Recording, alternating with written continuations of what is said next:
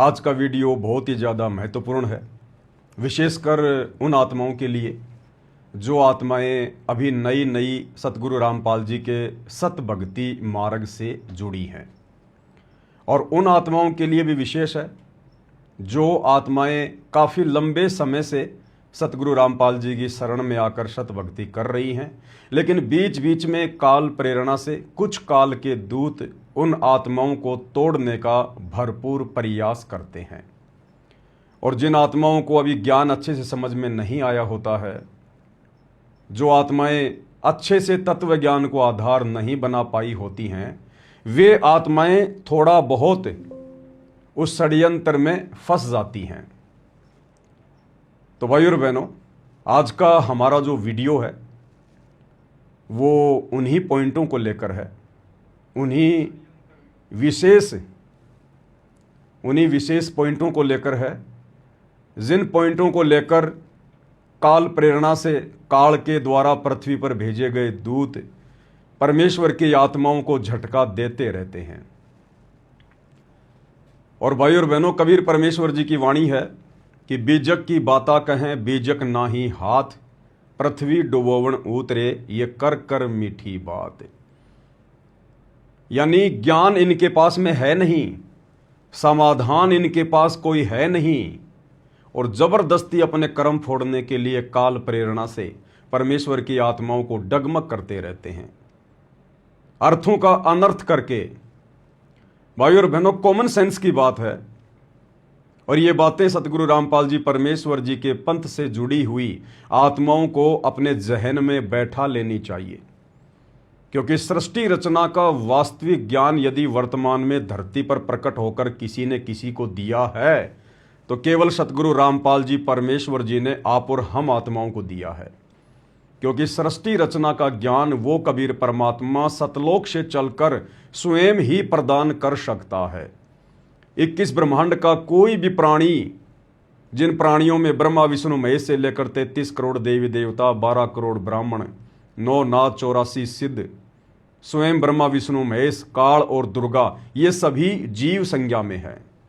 तो जीव श्रेणी का कोई भी प्राणी, चाहे वो काल हो चाहे एक 2 कोड़ी का जीव हो, सृष्टि रचना का यथार्थ ज्ञान नहीं बता सकता है। सृष्टि रचना का यथार्थ ज्ञान केवल वही महापुरुष बता सकता है, समझा सकता है, जिसने स्वयं सृष्टि की रचना की हो। अन्य केवल सुनी सुनाई बातों के आधार पर डींग ही मारेंगे, और डींग मारने से जीव का आत्म कल्याण नहीं हो सकता है। तो परमेश्वर कहते हैं कि बीजक की बाता कहें बीजक नाही हाथ, और पृथ्वी डुबोवन उतरे ये कर कर मीठी बात। ये पूर्व निर्धारित था, और काल को भी इस बात का पता था कि वो कबीर परमात्मा या उसका कोई संत धरती पर आएगा, क्योंकि कबीर परमेश्वर को अपनी आत्माओं की चिंता है। जब वो परमात्मा अपनी आत्माओं को दुखी देखता है तो इस काल के लोक में स्वयं ही गति करके सतलोक से चलकर उनके आत्म कल्याण के लिए आता है। परंतु काल को इस बात पर विश्वास नहीं हो पाता है कि वो कबीर भगवान जिसने सारी कायनात को रचा, सृष्टि को रचा, वो कबीर परमेश्वर जिसने मुझे सतलोक से धक्के मार के निकाला, और वो सतलोक का शहंशाह, क्योंकि सतलोक की तुलना में ये काल का 21 ब्रह्मांड ये एक प्रकार से कचरे का ढेर है, डस्टबिन, कचरे का ढेर। तो काल भी विश्वास नहीं कर पाता है कि स्वयं वो कबीर भगवान भी यहां आ सकता है। इसलिए काल को हमेशा यही रहता है कि वो किसी न किसी को भेजेगा, मेरे भाइयों में से भेजेगा, या तो जोगजीत को भेजेगा, या ज्ञानी को भेजेगा, या सहजदास को भेजेगा, या फिर अचिंत को भेजेगा। और जिस समय कबीर परमेश्वर अपने पुत्र का रूप बनाकर जोगजीत का जब इस 21 ब्रह्मांड में प्रथम सतयुग में आए, उससे पहले काल के 21वें ब्रह्मांड में तपतशिला पर काल की और अपने पुत्र जोगजीत के रूप में आए हुए कबीर परमेश्वर की एक छोटी सी गोष्ठी हुई थी। कुछ एग्रीमेंट हुए थे, वायदे हुए थे, और उन वायदों में बहुत सारे वायदे हमें गुरुदेव भगवान ने सत्संगों में समझाए हैं, बताए हैं। अंत में काल ने कहा था कि हे परमात्मा, आप मुझे वो सारनाम बता दो, आप मुझे वो मूल मंत्र बता दो जो आप नीचे जाकर आत्माओं को दोगे। उस शब्द को प्राप्त करके आत्माएं मेरे जाल से बाहर निकलेंगी, आपके साथ शतलोक जाएंगी। आप मुझे वो सारनाम बता दो, सार शब्द बता दो। तो कबीर परमेश्वर जो अपने पुत्र जोगजीत के रूप में थे, कबीर परमेश्वर ने कहा कि भाई मैं इतना भी मूर्ख नहीं हूं। हालांकि मूर्खता शब्द तो परमेश्वर के लिए होता ही नहीं है, लेकिन काल ये सोच बैठा था कि मैंने तरह तरह के वचन मांगकर और मैंने अपने भाई को मूर्ख बना दिया है। तो परमेश्वर ने कहा कि मैं इतना मूर्ख नहीं हुआ जो तेरी बातों में आ जाऊंगा, मैं तुझे वो सार नाम बता दूंगा, सार वस्तु का ज्ञान दे दूंगा। और परमेश्वर ने कहा कि जिस मेरी आत्मा के पास, जिस मेरे भगत के पास वो शब्द होगा तो उसको रोक ही नहीं पाएगा, तेरी औकात ही नहीं होगी। खुद ब खुद तू उसके आगे अपना शीस नवा देगा और वो सार शब्द प्राप्त आत्मा तेरे शीस पर सर रखकर शतलोक जाएगा। तो भाई और बहनों, अब आप बताओ, जब 21 ब्रह्मांड के राजा, 21 ब्रह्मांड के भगवान, इस ज्योति निरंजन काल को भी सार नाम का पता नहीं है, परमात्मा ने इसको भी वो सार नाम नहीं बताया, सार शब्द नहीं बताया, तो भला आज इस पृथ्वी पर हर कोने में जो काल के दूत फैले हुए हैं, सतगुरु रामपाल जी परमेश्वर जी की आत्माओं को सत भक्ति से भ्रमित करने में लगे हुए हैं, भला उन काल के दूतों के पास में वो सार नाम, वो सार शब्द कहां से आ जाएगा? क्योंकि हमने तो अपने गुरुदेव के वचनों पर विश्वास करना है, और अपने गुरुदेव मनमुखी रूप से कोई बात नहीं बताते, शास्त्रों से प्रमाण देते हैं। कबीर सागर से दिखाया, वेदों से दिखाया, गीता से दिखाया, आदरणीय गरीबदास जी के ग्रंथ साहिब से दिखाया। तो बताइए, जब उस काल को भी सार नाम की भनक नहीं, सार शब्द की भनक नहीं, तो वर्तमान में सार नाम के नाम पर, सार शब्द के नाम पर काल प्रेरणा से जो लोग 2-2.5 महीने में दाढ़ी वाड़ी बढ़ा के, नवरत्न का तेल लगा के और सफ़ेद लाल पीले कपड़े पहन के सार नाम, सार शब्द का ठेका लेके बैठे हुए हैं, भला उनके पास में कहां से होगा?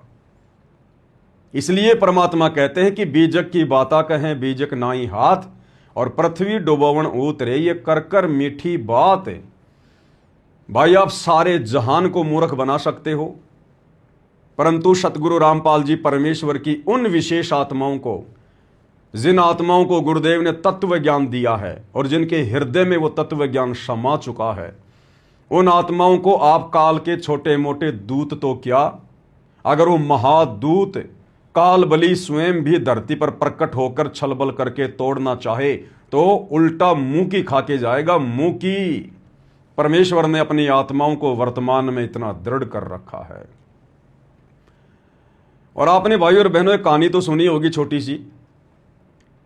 एक समय एक मादा कौवा अपने छोटे से बच्चे को बोली कि बेटा देख, और किसी से डरने की जरूरत नहीं है, किसी से भी घबराने की जरूरत नहीं है, क्योंकि वैसे ही अपन लोग जो है वो कौवे की प्रजाति में पैदा हैं।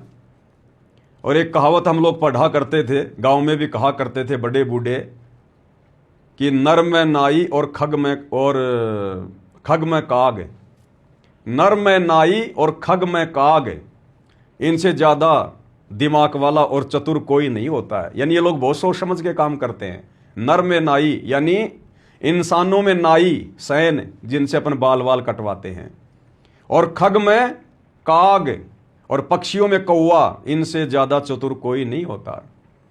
लेकिन बेटा एक जीव ऐसा है, उससे बहुत विशेष तौर पर सावधानी बरतने की जरूरत है, बहुत सावधानी बरतने की जरूरत है।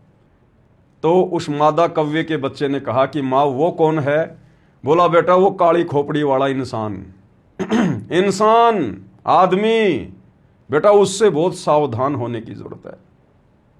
वो बड़े छलबल से मारता है, बड़े धोखे से मारता है, बेटा 84 लाख योनियों में कोई भी धोखाधड़ी नहीं करता, कोई भी छलबल नहीं करता, कोई भी विश्वासघात नहीं करता। केवल ये मनुष्य ही है जो छलबल करता है, विश्वासघात करता है, धोखाधड़ी जो है वो करता है। अन्यथा एक मच्छर भी पहले चेतावनी देता है कान में आके कि भैया मैं काटने वाला हूं, और इंसान पीठ पीछे छुर्रा घोंप देता है। तो बोला मां मैं उसको कैसे पहचानूंगा, कैसे पहचानूंगा मैं उसको? तो उसने कहा कि बेटा जब वो आए और यदि वो जरा सा नीचे झुके तो तू समझ जाना वो पत्थर उठा रहा है तुझे मारने के लिए। अगर वो तुझे आता दिखाई दे और अगर नीचे झुकता हुआ दिखाई दे तो समझ जाना कि वो पत्थर उठा रहा है, उसी समय तू उड़ लेना। तो उस कौवे के बच्चे ने कहा कि मां अगर वो पहले से हाथ में अगर वो पत्थर लेके आ रहा है तो, अगर वो पहले से हाथ में पत्थर लेके आ रहा होगा तो क्या करूं? तो उस मादा कौवे ने कहा कि बेटा तू कभी जिंदगी में धोखा नहीं खा सकता। जब तू इतना एडवांस चल रहा है, तू इतना एडवांस चल रहा है, इतना एडवांस तू दिमाग लगा रहा है, तू कभी जिंदगी में धोखा नहीं खा सकता। तो भाई और बहनों ध्यान रखना, हर पक्षी को आप जी जो है पत्थर मार सकते हो, लेकिन एक कौवा अगर जरा सा भी अगर आपने कोई हरकत की तुरंत उड़ के दौड़ लेगा वो, तुरंत उड़ के। तो भाई और बहनों इसी प्रकार से वर्तमान में सतगुरु रामपाल जी परमेश्वर जी ने अपने सत्सेवक बच्चों को उन कौवों की तरह ये तत्व ज्ञान रटा दिया है, तोते की तरह पढ़ा दिया है। दुनिया धोखा खा सकती है, अन्य संतों के भगत धोखा खा सकते हैं, लेकिन सतगुरु रामपाल जी परमेश्वर जी की विशेष आत्माएं जिनके हृदय में उनका तत्व ज्ञान समा चुका है, उन आत्माओं को तो कालबली भी धोखा नहीं दे सकता, कालबली भी। और जो कुछ एक आत्माएं जो भ्रमित हो रही हैं भाई और बहनों, वो कचरा है, कचरा। और उस कचरे को अपने मिशन से बाहर निकालने के लिए ही तो सतगुरु रामपाल जी परमेश्वर वर्तमान में सन 2014 बरवाला कांड के बाद से हिसार जेल में बैठकर लीला कर रहे हैं। ये परीक्षा का दौर है, परमात्मा ने छटनी तो करनी थी अपने कच्चे पक्के हीरों की। तो जो कबाड़ है, जो कचरा है, जो उनके मिशन में उनके किसी काम का नहीं है, उस कचरे को परमात्मा किसी न किसी बहाने अपने मिशन से हिसार जेल से बाहर आने से पहले पहले बाहर कर देगा, निकाल देगा। तो जितनी भी आत्माएं सतगुरु रामपाल जी के सत मिशन को छोड़कर, सत भक्ति पंथ को छोड़कर दूसरे पंथों में, दूसरे संतों के चक्कर में उनकी उआबाई के ऊपर आकर्षित होकर वे लोग जो अर्थों का अनर्थ करके वाणियां सुना रहे हैं, उनकी उस वाक पटुता के ऊपर आकर्षित होकर जो लोग सतगुरु रामपाल जी के पंथ को छोड़ रहे हैं, वो तो कचरा हैं, कचरा। उनको तो वैसे भी परमात्मा ने बाहर निकालना था। लेकिन कुछ एक भगत आत्माएं जो नई नई सतगुरु रामपाल जी के पंथ से जुड़ती हैं, उन आत्माओं के लिए हमने वीडियो बनाने जरूर होते हैं, क्योंकि वो भाई बहन समझें। और क्योंकि जब तक ज्ञान पूरा नहीं होता है तब तक कोई भी किसी को भ्रमित कर सकता है। स्वयं कबीर परमात्मा कहते हैं कि ज्ञान संपूर्ण हुआ नहीं, हृदय नहीं छिदाए, और देखा देखी भक्ति का रंग नहीं ठहराए।